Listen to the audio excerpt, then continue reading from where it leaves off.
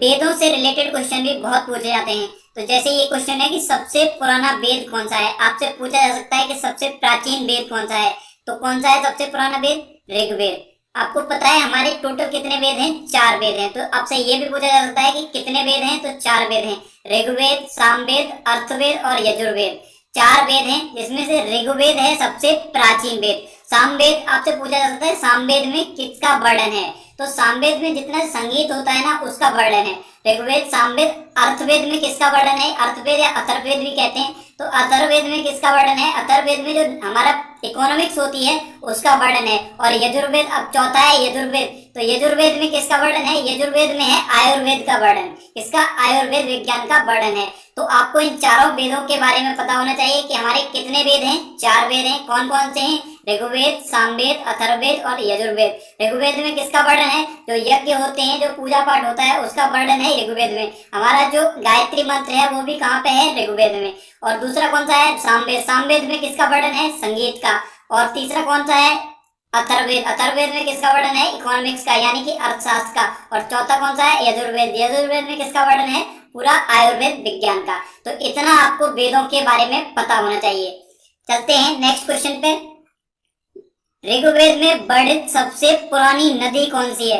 ये क्वेश्चन कई बार पूछा गया है और ये अभी हाल ही में जो पिछली बार एमपी पुलिस का एग्जाम हुआ था वहां भी पूछा गया था कि ऋग्वेद में वर्णित सबसे पुरानी नदी कौन सी है। तो ऋग्वेद में वर्णित सबसे पुरानी नदी है सरस्वती नदी।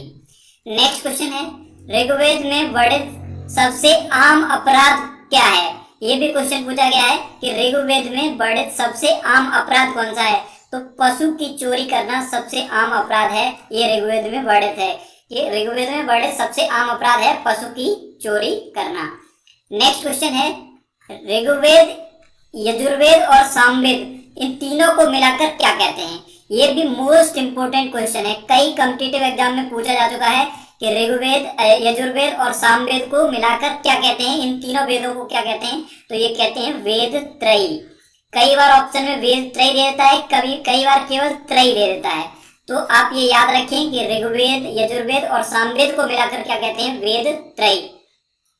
नेक्स्ट क्वेश्चन है, हड़प्पा की खोज किसने की थी? ये भी क्वेश्चन बहुत पूछा जाता है, हड़प्पा और मोहनजोदड़ो की खोज किसने की थी? हड़प्पा की खोज की थी दयाराम साहनी ने। किसने की थी? दयाराम साहनी ने। और कब की थी? 1921 में। और आपसे पूछ रहे कि मोहनजोदड़ो की खोज किसने की थी? तो मोहनजोदड़ो की खोज की थी राखल दास बनर्जी ने। और कब की थी? 1922 में।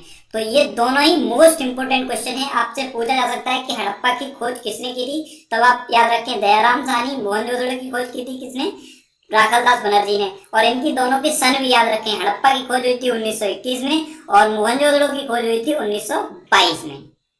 हड़प्पा कहाँ पे है? हड़प्पा है पश्चिमी पंजाब में। और अगर आपसे पूछा जाए मोहनजोदड़ो कहाँ है, तो ये है प्रेजेंट टाइम में पाकिस्तान में। तो ये इनके बारे में आपको पता होना चाहिए। हम आपके लिए सारे ही इंपोर्टेंट क्वेश्चन लेकर आएंगे। कोशिश हमने ऐसी की है कि 1000 ऐसे क्वेश्चन आपके लिए लेके आए कि उनमें से आपको पूरे एग्जाम में सारे क्वेश्चन मिल जाएं। चलते हैं नेक्स्ट क्वेश्चन पे। नेक्स्ट क्वेश्चन है, मोहनजोदड़ो का शाब्दिक अर्थ क्या है? ये क्वेश्चन भी बहुत ज्यादा पूछा जाता है कि मोहनजोदड़ो का शाब्दिक अर्थ क्या है? मोहनजोदड़ो का शाब्दिक अर्थ है मृतकों का टीला। क्या है? मृतकों का टीला। और एक ये क्वेश्चन भी पूछा गया है कि वेद शब्द का अर्थ क्या होता है? जो हमारे 4 वेद हैं उसमें जो वेद शब्द है उसका अर्थ क्या होता है? तो वेद शब्द का शाब्दिक अर्थ होता है ज्ञान या जानना। क्या होता है शाब्दिक अर्थ? ज्ञान या जानना। चलते हैं नेक्स्ट क्वेश्चन पर। मानव द्वारा सबसे पहले प्रयोग में लाया गया अनाज कौन सा था? ये आपके लिए मोस्ट इंपोर्टेंट क्वेश्चन है, ये बहुत कॉम्पिटिटिव एग्जाम में पूछा जाता है कि मानव द्वारा सबसे पहले प्रयोग में लाया गया अनाज कौन सा था? तो ये था जौ। क्या था? जौ। जैसे आप कहते हैं गेहूं, जौ, मक्का, बाजरा, तो जो सबसे पहले प्रयोग में लाया गया अनाज कौन सा था? जौ। चलते हैं नेक्स्ट क्वेश्चन पे। नेक्स्ट क्वेश्चन है, आध्यात्म ज्ञान के विषय में नचिकेता और यम का संवाद किस उपनिषद में प्राप्त होता है? ये भी मोस्ट इंपोर्टेंट क्वेश्चन है। आध्यात्मिक ज्ञान के विषय में नचिकेता और यम का संवाद किस उपनिषद में प्राप्त होता है? ये होता है कठोपनिषद में। अब ये क्या संवाद था? यम ने नचिकेता को संवाद मतलब उपदेश दिया था, तो उसे कहते हैं नचिकेता यम संवाद। यम ने क्या उपदेश दिया था? यम ने उपदेश दिया था कि आत्मा अजर अमर है, मतलब आत्मा न तो जन्म लेती है न मरती है। जो उपदेश गीता में भगवान श्री कृष्ण ने दिया था वही यम ने नचिकेता को दिया था कि आत्मा अजर अमर है, आत्मा कभी नहीं मरती न कभी जन्म लेती है। तो आपसे क्वेश्चन ये पूछा जाता है कि आध्यात्म ज्ञान के विषय में नचिकेता और यम का संवाद किस उपनिषद में वर्णित है? तो आप इस उपनिषद का नाम याद रखें। इस उपनिषद का नाम क्या है? कठोपनिषद। नेक्स्ट क्वेश्चन है, एक ये क्वेश्चन भी बहुत पूछा जाता है कि पुराणों की संख्या कितनी है, यानी कि हमारे जो पुराण हैं उनकी टोटल संख्या कितनी है? तो पुराणों की टोटल संख्या है 18। कितने हैं पुराण? 18। नेक्स्ट क्वेश्चन है, सत्यमेव जयते शब्द कहाँ से लिया गया है? ये मोस्ट इंपोर्टेंट क्वेश्चन है। जितना भी आप इसे मोस्ट कहें उतना ज्यादा कम होगा इसके लिए। सत्यमेव जयते शब्द कहाँ से लिया गया? ये लगभग सभी कॉम्पिटिटिव एग्जाम में पूछा जा चुका है। शायद ही ऐसा कोई कॉम्पिटिटिव एग्जाम बचा होगा जिसमें ये क्वेश्चन न पूछा गया हो। सत्यमेव जयते शब्द कहाँ से लिया गया? ये लिया गया है मुंडक उपनिषद से। तो आप इस क्वेश्चन को तो याद ही कर लें, ये तो आपसे गलत नहीं होना चाहिए किसी भी कीमत पर।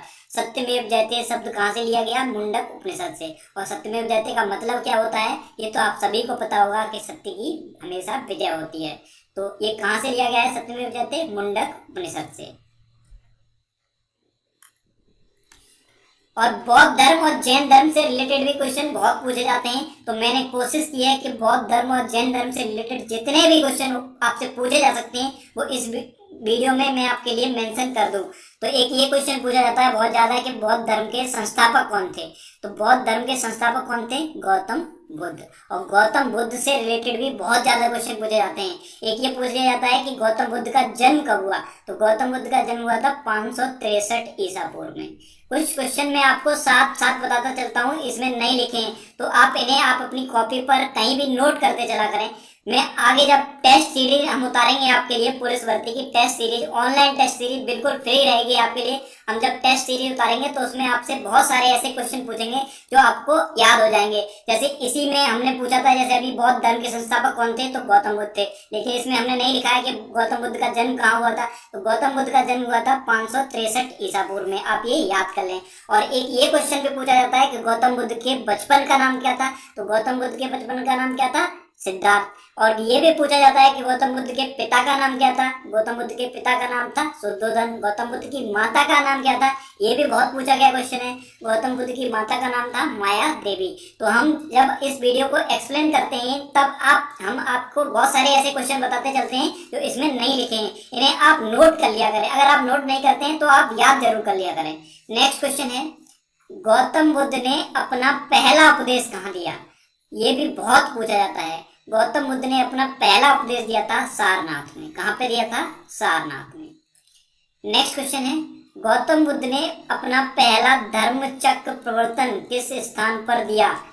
जो गौतम बुद्ध ने अपना पहला उपदेश दिया था उसी को कहा जाता है धर्म चक्र प्रवर्तन।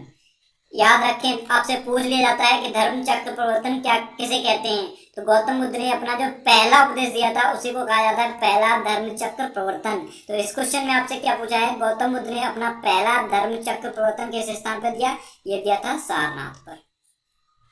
नेक्स्ट क्वेश्चन है, जीवन कष्टों और दुखों से भरा है, यह कथन किसका है? ये भी बहुत पूछा गया क्वेश्चन है। जीवन कष्टों और दुखों से भरा है, ये कथन है गौतम बुद्ध का। नेक्स्ट क्वेश्चन है, जातक कथा किससे संबंधित है? जातक कथाएं हैं गौतम बुद्ध जी से संबंधित। नेक्स्ट क्वेश्चन है, त्रिपिटक क्या है? जब ये आप क्वेश्चन कॉम्पिटिटिव एग्जाम में देखेंगे त्रिपिटक क्या है तो आप कुछ देर के लिए कंफ्यूज हो जाएंगे कि त्रिपिटक क्या होता है। इसलिए आप याद कर लें, त्रिपिटक बुद्ध के उपदेशों का संग्रह है, यानी कि गौतम बुद्ध ने जो उपदेश दिए थे उनके संग्रह को कहते हैं त्रिपिटक। और दो क्वेश्चन और बहुत ज्यादा इंपॉर्टेंट बनते हैं गौतम बुद्ध जी से रिलेटेड, वो इस वीडियो में मैंने लिखे नहीं है लेकिन मैं आपको बता देता हूँ। एक तो पूछा जाता है कि गौतम बुद्ध के गृह त्याग की घटना को क्या कहते हैं, और दूसरा ये पूछा जाता है गौतम बुद्ध के मृत्यु की घटना को क्या कहते हैं, या उनको मतलब जब उन्होंने शरीर को त्यागा था उस घटना को क्या कहते हैं। ये दो क्वेश्चन बहुत ज्यादा पूछे जाते हैं। गौतम बुद्ध के गृह त्याग की घटना को कहते हैं महाविनिष्क्रमण। क्या कहते हैं? महाविनिष्क्रमण। और उनके शरीर त्याग की घटना को यानी कि उनकी मृत्यु को कहते हैं महापरिनिर्वाण। तो ये दोनों आप याद रखें। हम जब टेस्ट सीरीज आपसे स्टार्ट करेंगे, ऑनलाइन लाइव टेस्ट स्टार्ट करेंगे, तो बहुत सारे आपसे ऐसे ही क्वेश्चन पूछेंगे जो मैं आपको साथ में वीडियो में बताता चलता हूँ, इसलिए आप इन क्वेश्चन को भी याद कर लें। चलते हैं नेक्स्ट क्वेश्चन पे। बौद्ध तथा जैन धर्म का प्रमुख तत्व क्या है? ये भी बहुत पूछा जाता है क्वेश्चन कि बौद्ध और जैन धर्म का प्रमुख तत्व क्या है। तो बौद्ध धर्म और जैन धर्म दोनों ने ही अहिंसा पर बहुत ज्यादा जोर दिया था। तो बौद्ध धर्म और जैन धर्म दोनों का प्रमुख तत्व है अहिंसा। नेक्स्ट क्वेश्चन है, गौतम बुद्ध ने अपने उपदेश सामान्यतः किस भाषा में दिए? गौतम बुद्ध ने अपने सभी उपदेश मोस्टली पाली भाषा में दिए थे। कौन सी भाषा में? पाली भाषा में। नेक्स्ट क्वेश्चन है, द लाइट ऑफ एशिया। ये भी मोस्ट इंपोर्टेंट क्वेश्चन है। द लाइट ऑफ एशिया किसे कहा जाता है? द लाइट ऑफ एशिया कहा जाता है गौतम बुद्ध जी को। नेक्स्ट क्वेश्चन है, गौतम बुद्ध ने महापरिनिर्वाण कहाँ प्राप्त किया? अभी मैंने आपको बताई थी दो घटनाएं, महाविनिष्क्रमण और महापरिनिर्वाण। तो मैंने आपको बताया था महापरिनिर्वाण क्या था? गौतम बुद्ध जी के शरीर त्याग की घटना, यानी कि गौतम बुद्ध जी के मृत्यु की घटना को कहते हैं महापरिनिर्वाण। तो ये क्वेश्चन आपसे पूछा जाता है, गौतम बुद्ध ने महापरिनिर्वाण कहाँ प्राप्त किया? तो ये प्राप्त किया था कुशीनगर में। कहाँ पे प्राप्त किया था? कुशीनगर में। ये दोनों ही आप याद रखें, महाविनिष्क्रमण और महापरिनिर्वाण मोस्ट इंपोर्टेंट है, बहुत ज्यादा इंपोर्टेंट है। दोनों शब्द आप याद रखें, महाविनिष्क्रमण गृह त्याग की घटना है, महापरिनिर्वाण शरीर त्याग की घटना है। नेक्स्ट क्वेश्चन है, चंद्रगुप्त मौर्य के दरबार में आने वाला यूनानी राजदूत कौन था? ये भी क्वेश्चन कई कॉम्पिटिटिव एग्जाम में पूछा गया है और कई पुलिस के एग्जाम में भी पूछा गया है कि चंद्रगुप्त मौर्य के दरबार में आने वाला यूनानी राजदूत कौन था? तो ये था मेगास्थनीज। और मेगास्थनीज से एक और इम्पोर्टेंट क्वेश्चन बनता है कि मेगास्थनीज आपसे पूछ लेता है कि इंडिका की रचना किसने की? तो इंडिका की रचना की थी मेगास्थनीज ने। तो मेगास्थनीज से रिलेटेड दो बहुत इंपॉर्टेंट क्वेश्चन बन जाते हैं। एक तो यही है कि चंद्रगुप्त मौर्य के दरबार में आने वाला यूनानी राजदूत कौन था? तो ये था मेगास्थनीज। और एक ये तो बहुत ही पूछा जाता है कि इंडिका की रचना कौन किसने की थी या इंडिका के लेखक कौन थे? तो आप बताएंगे मेगास्थनीज। नेक्स्ट क्वेश्चन है, सम्राट अशोक किस वंश से संबंधित थे? ये भी बहुत पूछा जाता है कि सम्राट अशोक किस वंश से संबंधित थे?